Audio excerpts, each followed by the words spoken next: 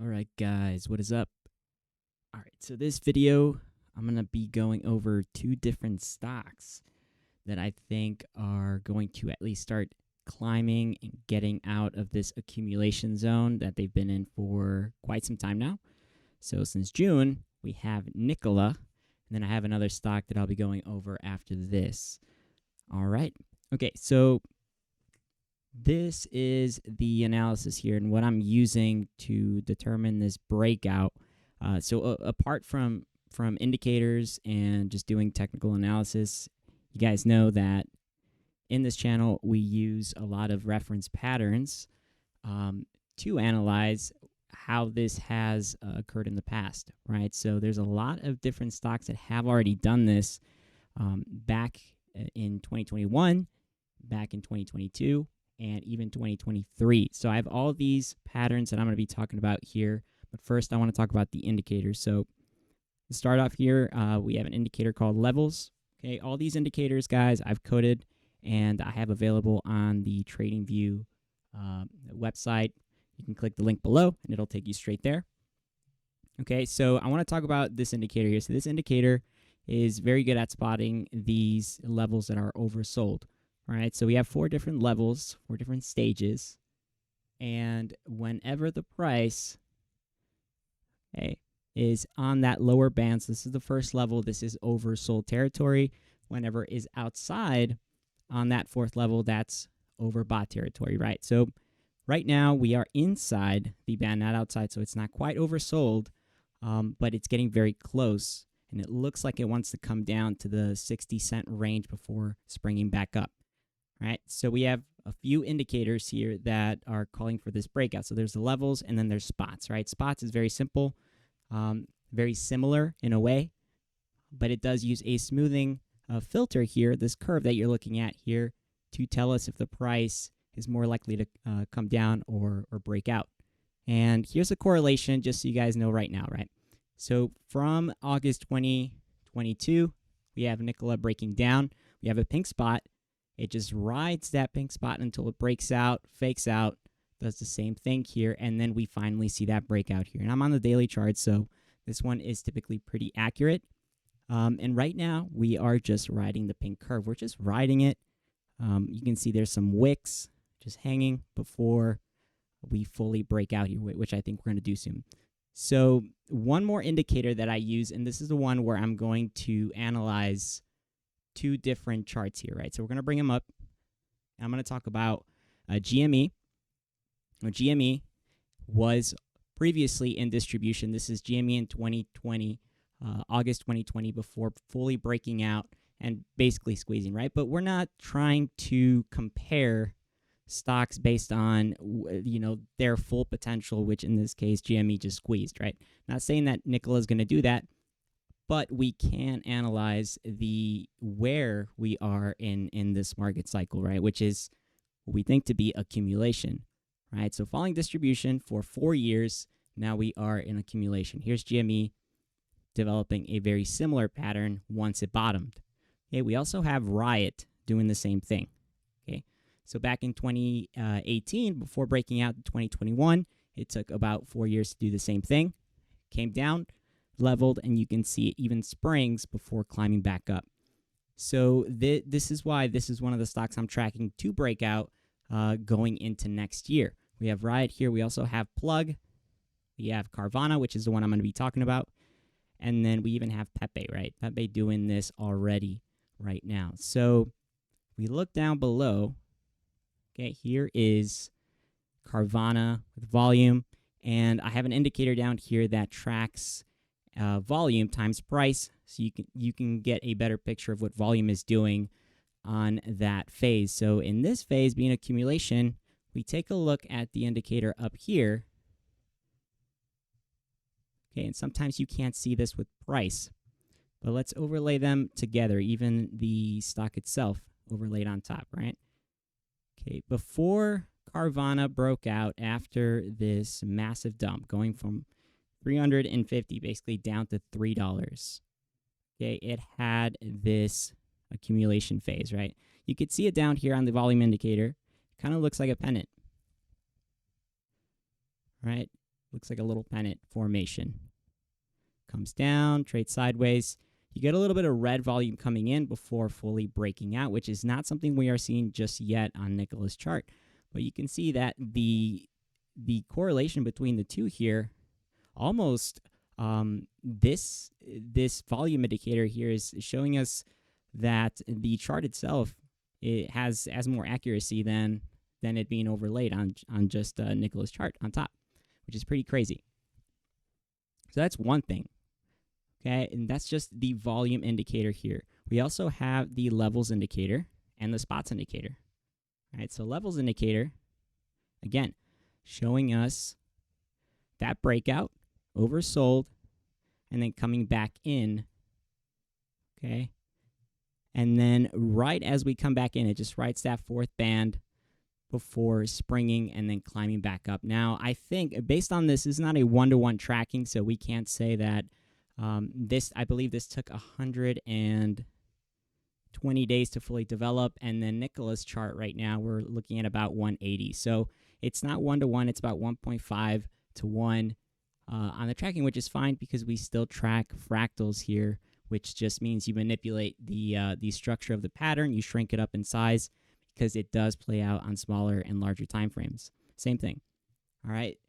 So all of these patterns here are calling for upside going into next year. Now, that is just one piece of the puzzle, right? We take a look at the indicators, we take a look at the reference patterns, and then you try and put the two together, understand that fundamentals do, even though we believe that the algorithms here sometimes do manipulate the way that news comes out, catalyst comes out, to be tied to what is this agenda, right? This agenda on the bigger picture. And that right now, okay, seems to be a bullish outlook here for Nikola.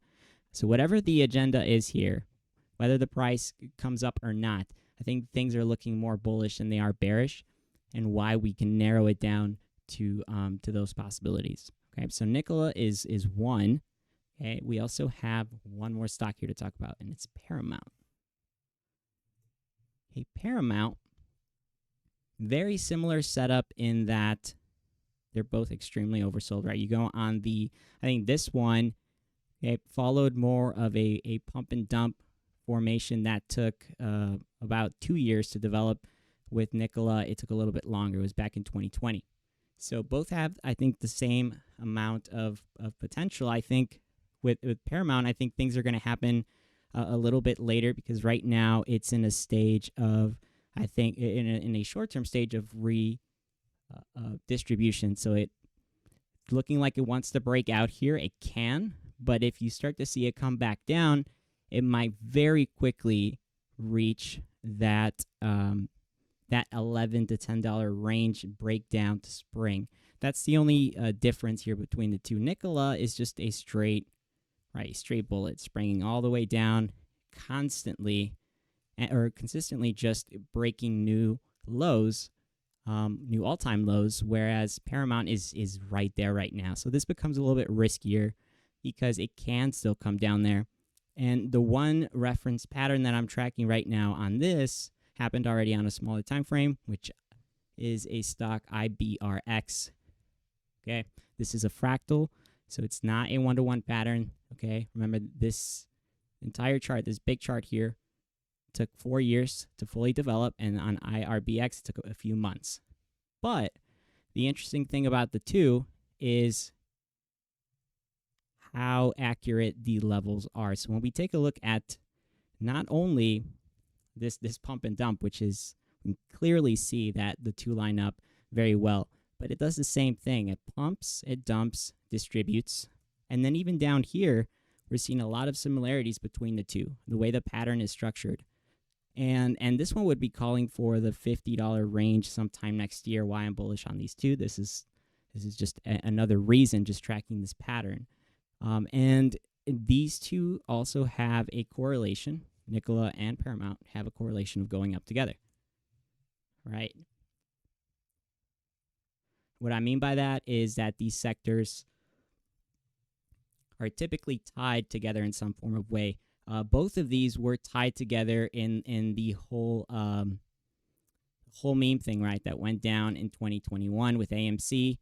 Okay, even though Nikola had already pumped, it still had a dead cat formation here where it went from $14 all the way to 30. So it 1x and then came back down, right? But essentially, both of these, apart from the big blue chip stocks and higher cap stocks in the market, these two are extremely oversold and are getting ready to bounce back up, in my opinion. So these two, I'm very much looking at. I think they both have a lot of potential. And I want to show you guys one more thing here. So, and this one's going to apply a little bit more to Paramount than Nikola, because Nikola did have a bounce already. Now, just because it had a bounce and it was overbought for quite some time in the entire market, that doesn't mean that it can't keep going, right? Because there, we saw the same thing with AMC where it pumped up in January, came all the way back down, traded sideways for 120 days before going up to 70, right? When this was pre-split. So I also have another indicator called all-in-one. I'm going to pull it up with stocks here. What this does is it measures the rate of change of a set list of stocks, so an entire set list of stocks. And here's the example that I want to pull up. We do have Nikola right here, right, going up in August, extremely overbought compared to the entire market. But again, AMC did the same thing before climbing all the way back up 120 days later. Now, if we pull up the daily chart, we're going to be able to see here where Paramount is. Okay. So here's my little list of stocks going down to it. Paramount is in blue. Right here, we can see that it's right now negative 14%. It's going to be very easy to find this because it's right down here. Okay, right here. This is Paramount. I get it right here. Okay. So with the entire market overlaid on top, a lot of stocks are already extremely overbought. And we have, for example, here, this is Carvana, already kind of had its run. It's just trading sideways, probably in some form of either reaccumulation or distribution. But I think for the potential here, I wouldn't see that being a stock that would that would beat the entire market right now in this moment. I would be looking at all these other stocks down here that are overbought. We did this with AMC. We did it with CGC. We've done this with a lot of different stocks in the market. That's what this indicator does. So you can see everything overlaid together. Sometimes it's hard to see the entire market in one picture, and this indicator does a really good job doing that. So just by looking at this, knowing that it is in that territory, that's also very bullish. Along with these, these other stocks we're looking at. So this is just a video covering these two stocks, but I do have a few other cryptocurrencies as well that I'm tracking. On the last stream that I did here, we covered 3 different cryptocurrencies that were expected to go up over the weekend. 2 of those went up over 20%, and one of those went up a little bit over 15%. So take a look at that video if you guys are interested, but that is what we do, man. We try and narrow down what we call these points of interest in the market to spot these breakouts before they happen, taking this cycle analysis approach. If you guys want more information on that, click the link below, and it'll take you guys straight there. All right, I'll see you guys.